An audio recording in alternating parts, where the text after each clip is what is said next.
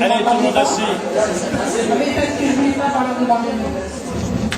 Alors, c'est donc vraiment une journée de rencontre, d'amitié. Et maintenant, d'abord c'est l'heure de la sieste, nous allons maintenant parler d'amour. Quand je parle de sieste, je ne vous demande pas de dormir. Vraiment parler d'amour. Les révolutions de Vénus n'ont plus de secret. C'est un excellent astrologue qui écrit beaucoup. Je vous invite d'ailleurs à acheter son recueil de 24 célébrités, le thème de célébrité. Et bref, il y a plus une histoire d'amour. Ouais.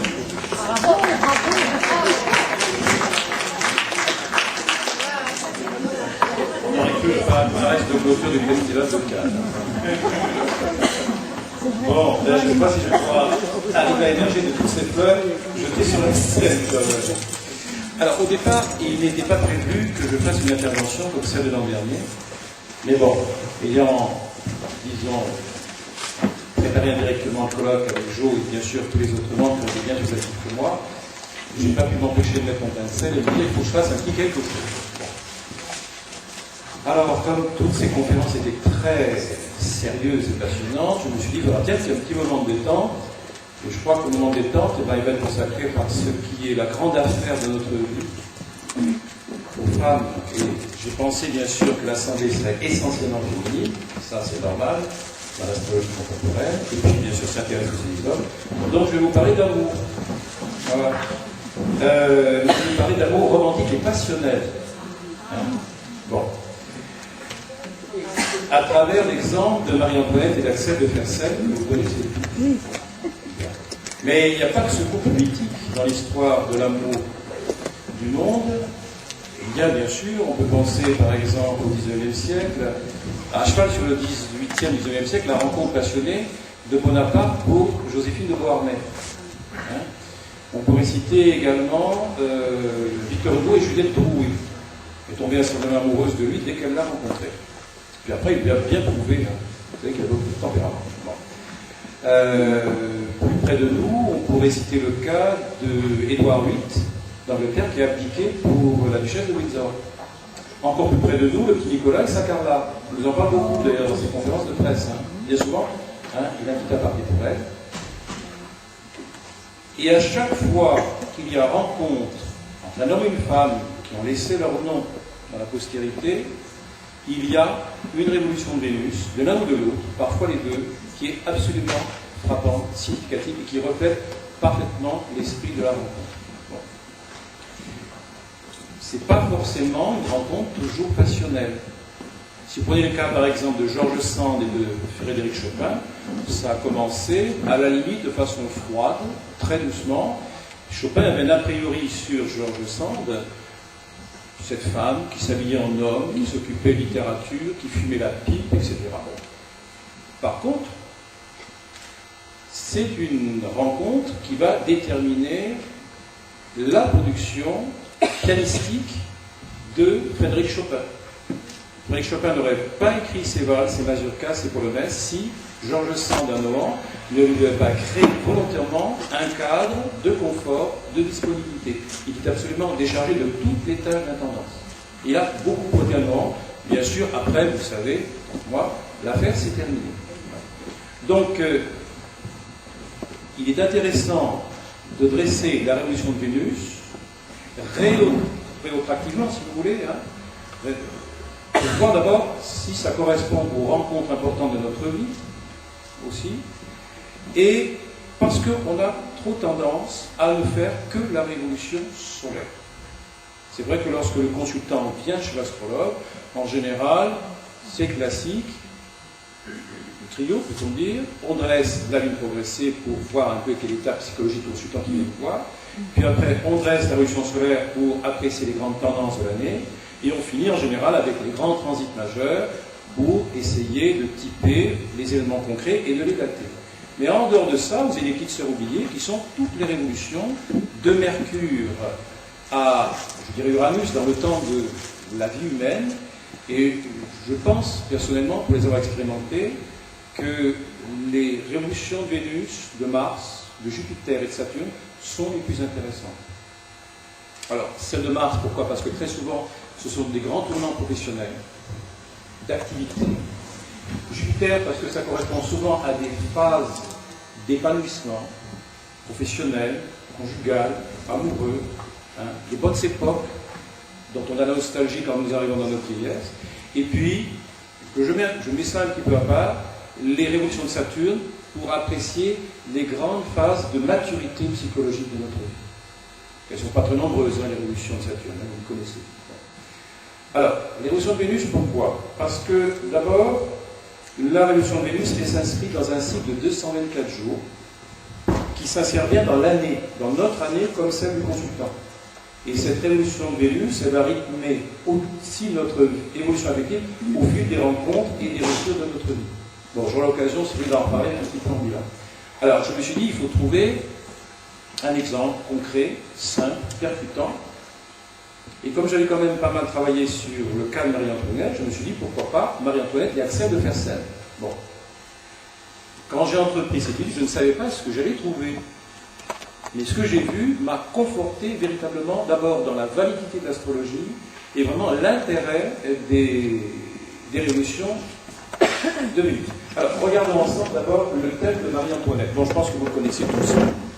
Alors, je ne vais pas m'intéresser évidemment à son destin politique, même si on voit que Uranus la promettait quand même un bouleversement extraordinaire incarné par la Révolution française, et que ce Saturne en 8 Capricorne lui promettait une fin quand même relativement tragique. Bon. Alors, il faut revenir, si vous voulez, au début de la vie française de Marie-Antoinette, qui arrive à Versailles, enfin, plutôt qui, le 16 mai 1770, à Versailles, va épouser le dauphin de France, le futur Louis XVI. Ils sont très jeunes tous les deux. Elle a à peine 15 ans, lui en a 16. Et très très vite, elle va se trouver très solitaire au milieu de la cour. C'est-à-dire jusqu'à la fin de sa vie, Marie-Antoinette, c'est l'Autrichienne. Très liée à sa famille, et qu'on considère comme une espionne, si vous voulez, au profit de sa mère, Marie-Thérèse d'Autriche, et puis, à la solde de ses frères, Léopold II et Joseph II d'Autriche. Bon. Alors, vous savez également que l'étiquette de Versailles est beaucoup plus rigide que celle de Schönbrunn, où elle a été élevée. C'était pratiquement un palais familial. Les enfants sortaient dans le parc, ils allaient faire du cheval, ils s'amusaient comme ils le désiraient. C'était même à la limite une atmosphère déjà moderne pour l'époque, celle du XIXe siècle. Bon. À Paris, c'est pas du tout la même chose. Pour vous donner un exemple, lorsqu'elle franchit le Rhin, suivant le rituel français, elle doit abandonner tous ses vêtements, tous ses bijoux, et adopter un vêtement français, et elle doit abandonner toute sa suite.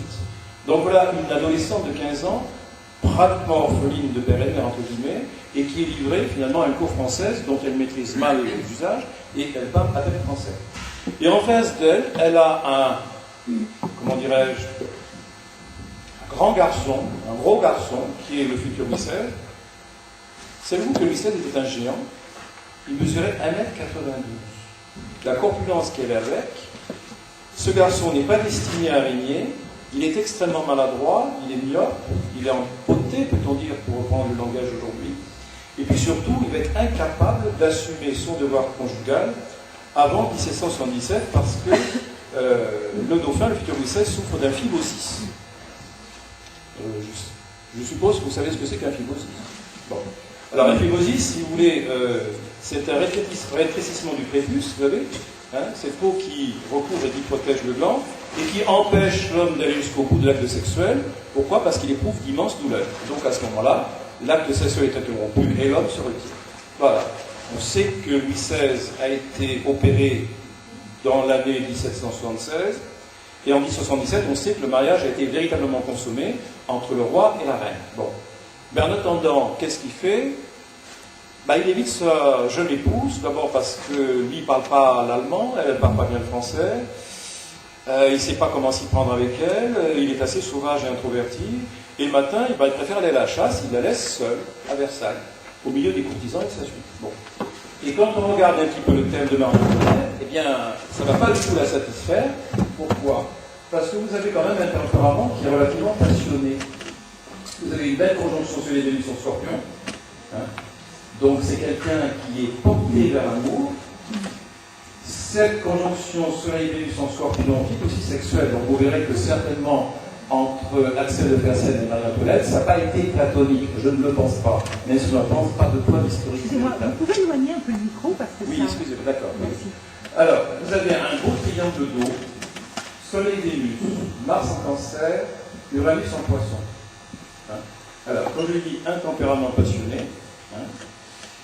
Et une femme qui a une séduction naturelle. Vous avez un trigone, Mercure en Sagittaire, Neptune en Lion. Alors, ça, tous les contemporains l'ont dit, dès son plus jeune âge, c'est une personne qui charme. C'est une personne qui charme son entourage. Elle est élégante, elle a de la prestance, même si elle n'a pas beaucoup d'éducation, pas beaucoup de savoir. C'était la dernière née du couple de François de Lorraine et Marie-Thérèse d'Autriche. C'est quelqu'un qui compense par une séduction, un charme naturel dans la conversation. Hein. Et on voit bien aussi que la chair est assez impérative quand même chez Marie-Antoinette, avec cette conjonction Soleil-Vénus en Scorpion.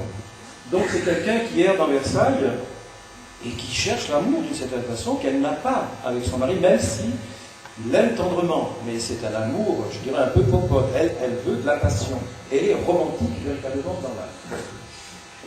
Et bien elle va le rencontrer, cet amour, et ça va être Axel de Fersen. Tu peux me mettre Axel de Fersen? Alors, voilà le thème d'Axel de Fersen. Bon, nous n'avons pas l'heure, il est né à Stockholm, mais ça ne nous empêche pas quand même de juger du thème. Alors, qui est Axel de Fersen? Eh bien, c'est le descendant d'une grande famille noble suédoise d'origine écossaise. Il a 18 ans quand il arrive en France pour la première fois. Alors, il achève ce qu'on appelle le tour d'Europe, c'est-à-dire son père, qui est le feld-maréchal Frédéric de Fersen, donc qui est un grand noble suédois, lui a ordonné de faire le tour de toutes les cours d'Europe pour apprendre les langues, et apprendre également, pour finir sa formation d'un noble qui doit intégrer des fonctions importantes dans son pays à son retour. Alors, il arrive en France, il n'avait pas du tout l'intention d'y rester. Même si son père y avait servi 13 ans en tant que commandant du régiment royal suédois, et Axel de Fersen, dès qu'il paraît, va fait tourner toutes les têtes parce que c'est un très beau garçon. Et celui qui le dit bien, c'est le comte de Kreutz, qui est l'ambassadeur de Suède auprès du roi Gustave III de Suède. Voilà ce qu'il dit. De tous les nobles qui ont été ici de mon temps, c'est celui qui a été le mieux accueilli dans le grand monde. Il a été extrêmement bien traité dans la famille royale, avec la plus belle figure et de l'esprit. Il ne pouvait manquer de réussir dans la société. Aussi l'a-t-il fait complètement. Alors, il y a une historienne qui est un peu la spécialiste française de Marie-Antoinette, de Louis XVI et d'Axel de Fersen, qui s'appelle Evelyn Lever. Alors, dans son livre, elle ajoute « Sa beauté virile et le mystère émanant de sa personne captivaient les femmes qui ne lui résistaient guère. » Alors, si vous regardez le thème de Fersen, on peut comprendre pourquoi c'est un homme un peu mystérieux et qui fait tourner les têtes. Et Mercure, il est conjoint ses parents à Vénus. Donc, c'est certainement quelqu'un qui a un charme irrésistible. Voilà. Hein. Alors, c'est est intéressant, si vous vous souvenez, tout à l'heure, ce qui typait beaucoup, enfin, complètement le thème de Marie-Antoinette, c'est qu'elle a une conjonction Soleil-Vénus. Et ici, si vous regardez, qu'est-ce que vous avez? Vous avez une conjonction séparant Lune-Vénus. Soleil-Vénus, Lune-Vénus. Ben, qu'est-ce que c'est? On a un couple. On a un couple qui a effet miroir. Vous voyez? L'homme et la femme, à la limite, peut-être frères et sœurs de cœur. Donc ça veut dire que quand ils vont se rencontrer pour la première fois, ces deux-là, ils vont absolument se reconnaître. Vous voyez? Bon. Alors, on peut aller plus loin. Si par exemple, on fait la synastrie, la comparaison du thème de Marie-Antoinette et de Axel de Fersen, c'est assez frappant. Ce qui prouve que lorsque la rencontre va avoir lieu, ça sera forcément un coup de foudre. Alors, le coup de foudre. L'Uranus rétrograde de Frédéric d'Axel de Fersen, il est trigone à la Vénus de Marie-Antoinette. Bon, inaugurant un amour à la fois tendre, Vénus, Marie-Antoinette, sextile Soleil, Fersen. Passionné, Lune, Fersen, trigone, Pluton, Marie-Antoinette. Idéal, Neptune, Marie-Antoinette, conjoint Lune, Fersen. Et là, malheureusement, c'est la touche finale qui met tout par terre, d'une certaine façon, et impossible. Neptune, Fersen, carré Soleil, Vénus, Marie-Antoinette. Et oui, ça serait impossible. Pourquoi? Parce que Marie-Antoinette, en 1774, était reine de France. Donc c'est un amour qui va s'installer dans la durée, mais qui ne pourra jamais aboutir à réellement se concrétiser. Par contre, j'ai oublié de mentionner quelque chose. Je pensais jamais que tu reviennes sur le thème de Marie-Antoinette, parce que c'est quand même assez frappant.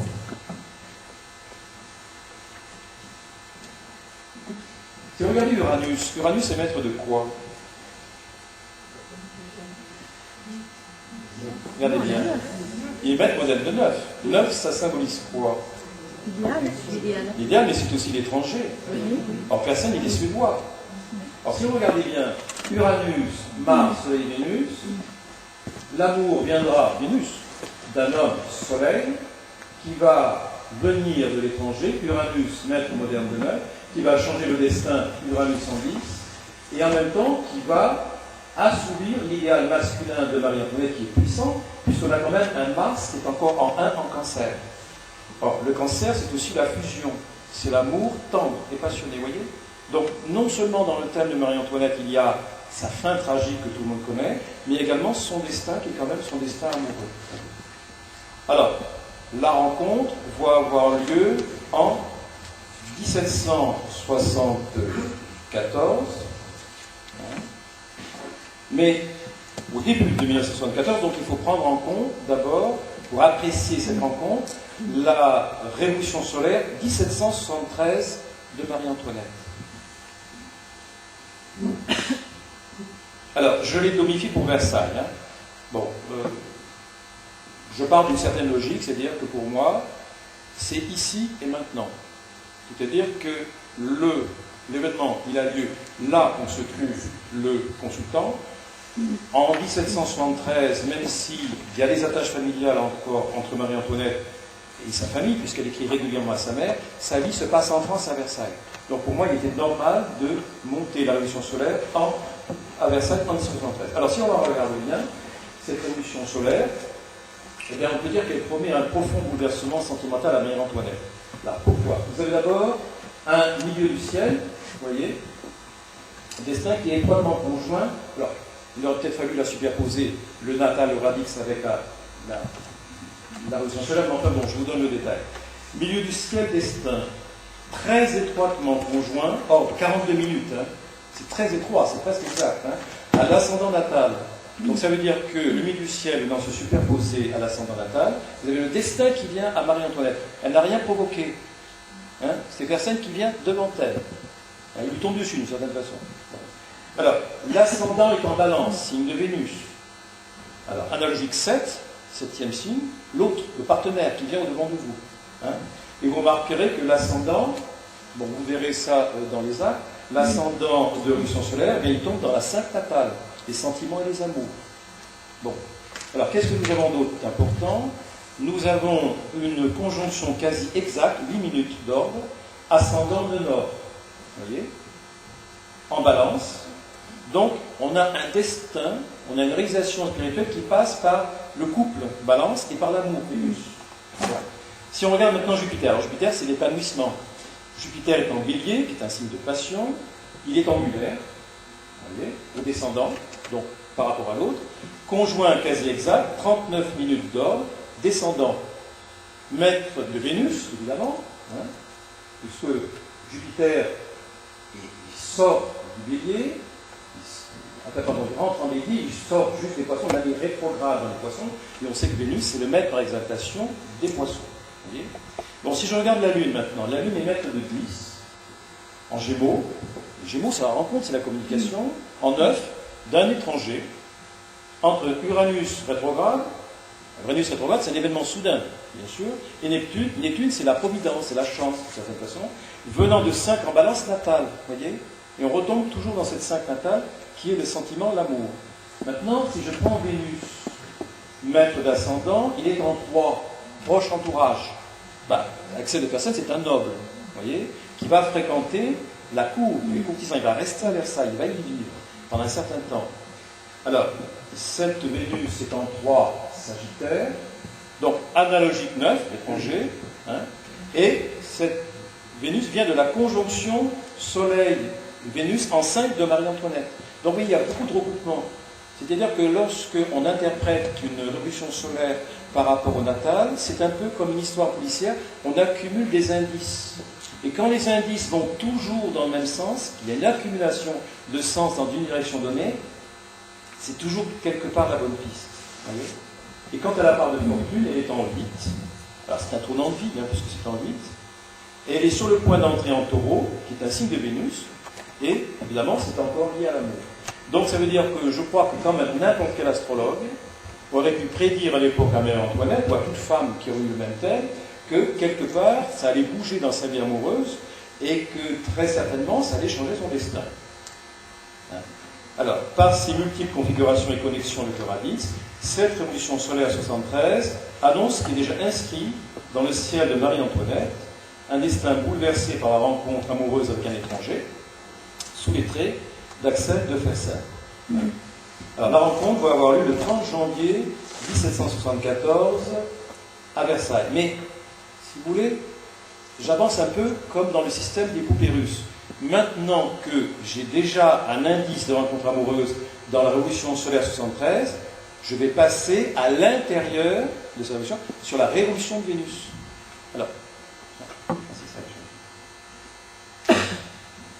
Alors, voilà la révolution de Vénus.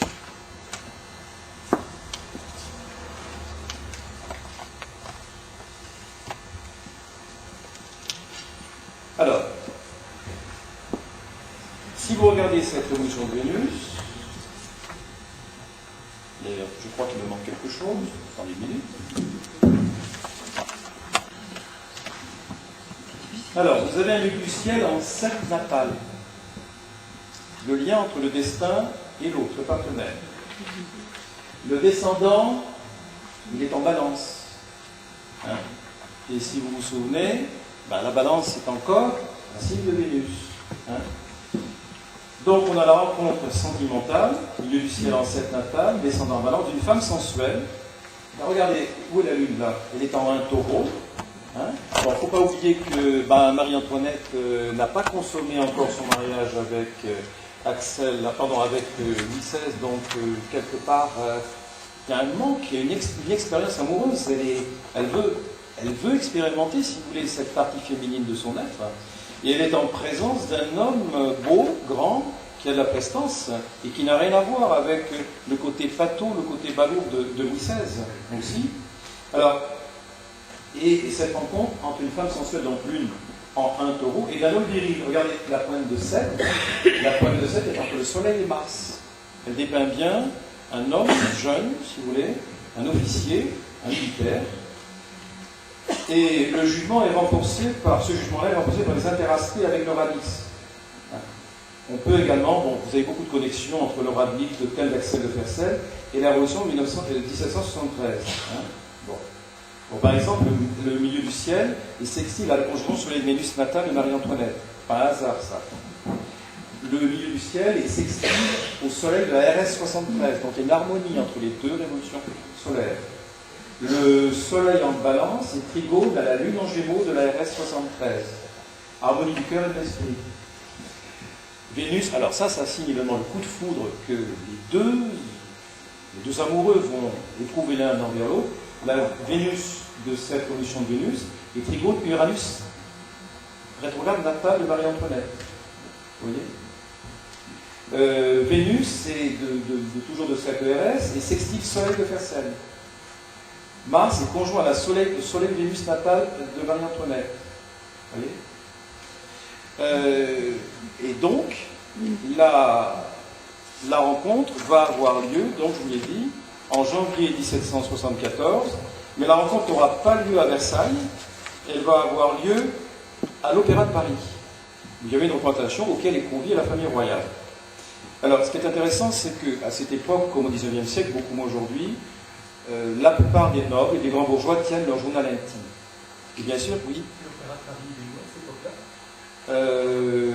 L'Opéra de Paris, bon, je ne sais pas exactement où il était. Alors, il y avait un opéra à Versailles, mais il y avait aussi, enfin, une salle qui tenait lieu d'opéra à Paris, mais je ne sais pas si on peut l'appeler vraiment Opéra de Paris. C'est à Paris que ça a eu lieu. Hein. Voilà. Alors, évidemment, on consigne ce qui vous a profondément marqué dans la journée. Le 30 janvier 1774, un jeune et bel officier suédois note dans son journal intime: je partis à 1h pour aller au bal de l'opéra de Paris. Il y avait foule. Madame la Dauphine, Monsieur le Dauphin et le comte de Provence, futur Louis XVIII, y vinrent, et y furent une demi-heure. La Dauphine me parla longtemps, sans que je la connusse. Tous les invités portaient un loup de velours gris. Axel de Fersen vient d'entrer dans la vie de Marie-Antoinette et n'en sortira plus.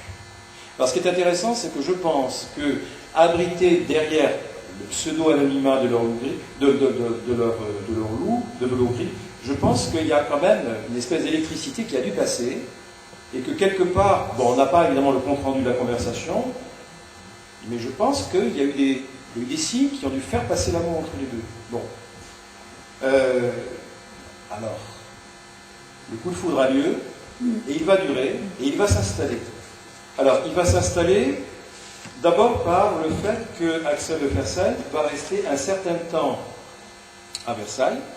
Alors, évidemment, quelle intimité ont-ils eu? C'est certainement plus une intimité à la fois intellectuelle et du cœur qu'une intimité physique, parce qu'on ne voit pas trop comment ils auraient pu s'isoler, je dirais sexuellement, étant donné que la cour est toujours là, et puis Marie-Antoinette qui est quand même cette Autrichienne, voyez. Mais ce que l'on sait, c'est que lorsque Axel de Fersen est parti en 1783 avec le contingent français qui devait aider les insurgents américains à obtenir leur indépendance des États-Unis, eh bien, Marie-Antoinette a fondu littéralement en larmes, vous voyez. Bon, j'essaie de retrouver le passage. Entre la France et la Suède, irrésistiblement, il revient très régulièrement à Paris.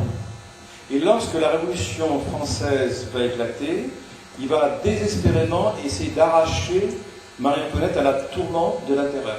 Bon, on sait aujourd'hui que lorsque la berline, vous savez, qui devait emmener la famille royale vers l'Allemagne, a quitté secrètement les palais des Tuileries en 1791 à 5h du matin, c'est Axel de Fersen qui conduisait la berline et qui avait également préparé tout l'itinéraire que malheureusement Louis XVI ne va pas suivre. Pourquoi? Parce qu'il a un sentiment patriotique français et qu'il ne peut pas abandonner, évidemment, son peuple. Voilà. Et jusqu'au dernier moment, Axel de Fersen va essayer de tout faire pour arracher, je dirais, Marie-Antoinette à l'échafaud. Il n'y parviendra pas.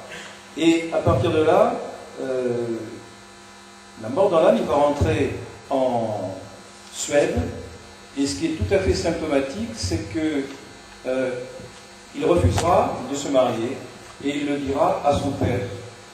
Alors, je vais essayer de retrouver ensuite l'extrait. Son père. Alors, il écrit d'abord à sa sœur, parce qu'il sait qu'elle transmettra à son père pour le préparer, parce que Frédéric de Fersen avait beaucoup d'ambition, à la fois matrimoniale et professionnelle pour son fils. Voilà, c'est ce qu'il dit. À son retour, 3 ans plus tard, après la mort de la reine, Fersen écrit à son père qu'il renonce à tout projet de mariage, confiant à sa sœur, alors je cite, qu'il ne pouvait être à la seule personne à qui il voulut être, Alors, si on regarde bien, on a Vénus conjoint piquant Jupiter, opposé Lune Neptune, rétrograde de Nord en 1, donc ça veut dire que c'est quelque part un amour impossible. La seule qui aima véritablement. Alors, il a vu son cœur, il faut comprendre que c'est Marie-Antoinette, même s'il ne la nomme jamais, à qui il restera fidèle. Plus tard, il écrira « L'image de la reine me suivra sans cesse et partout. Je n'aime qu'à en parler, à me rappeler les beaux moments de ma vie. J'ai donné commission d'acheter à Paris tout ce qu'on pourrait trouver d'elle, tout ce que j'en ai est sacré pour moi. Ce sont des reliques qui seront sans cesse l'objet de mon admiration. » Donc voilà un homme qui va passer les 19 dernières années de sa vie dans la vénération de la femme disparue. Hein, c'est de l'unique cause pour lui. Son corps est complètement habité par cette femme et la porte est fermée à toute autre femme. Donc, on peut dire que l'amour est plus fort que la mort dans le cœur d'Axel de Fersen. Bon, alors vous me direz, qu'est-ce qu'il est devenu après, Axel de Fersen? Eh bien, il est resté en Suède. Là, il a connu une carrière politique prestigieuse. Et malheureusement, il a trouvé une mort atroce. En 1810, Christian Auguste, duc d'Augustenbourg, est élu prince héritier de Suède, mais décède peu après. La rumeur accuse Fersen de l'avoir empoisonné. Le 20 juin, en vertu de ses fonctions de grand maréchal du royaume, il doit escorter le corps du prince à travers Stockholm pour les funérailles. Une émeute se forme et Axel de Fersen meurt lapidé et piétiné par la foule. Alors non seulement il a été piétiné, mais il a été perforé de centaines de coups de parapluie. Vous voyez, la foule s'est absolument déchaînée sur son corps. Et ce qui est intéressant du point de vue astrologique, c'est que sa mort intervient 19 ans, jour pour jour, après la fuite à Varennes. Vous voyez, le roman se referme. Alors, il reste une dernière énigme, c'est est-ce qu'Axel de Fersen était le père de Louis XVII? Est-ce que véritablement il y a eu une union charnelle entre Marie-Antoinette et lui? On peut répondre peut-être oui, peut-être non. Juin 1784, lors de la fête de la Saint-Jean donnée à Versailles en l'honneur de Gustave III de Suède, Fersen est présent. Or, 9 mois plus tard, Marie-Antoinette donne naissance à un fils. Louis-Charles, futur Louis XVII, mort à la prison du Temple en 1795. Louis XVI écrit dans son journal « La reine a mis au monde le duc de Normandie. Tout s'est passé comme lorsque mon fils est né. » Curieux quand même, une expression qu'il emploie. Mon fils est né. Alors, mon fils, c'est Louis-Joseph, premier dauphin, qui est décédé en 1789. Quelques jours après l'ouverture de la Révolution, il est mort d'une maladie, sans doute d'une tuberculose osseuse à la colonne vertébrale. Il emploie ce terme « mon fils » comme s'il ne se sentait pas concerné. Cette phrase et une certaine ressemblance de l'enfant avec Axel de Fersen ont contribué à accréditer la thèse de sa paternité, toujours discutée de nos jours. Voilà. Donc je vous engage à utiliser les révolutions de Vénus, surtout lorsqu'un consultant vient vous voir et qui vous pose des questions qui peuvent être les suivantes. Est-ce que je vais me fiancer? Vais-je me marier? Notre couple va mal? Allons-nous divorcer? Etc. Vous voyez, donc je pense que ça peut être un complément intéressant à la révolution solaire. Voilà. Surtout quand votre consultant vient vous voir dans une période, je dirais, amoureuse ou affective ou sentimentale un petit peu difficile. Voilà. Je vous remercie encore.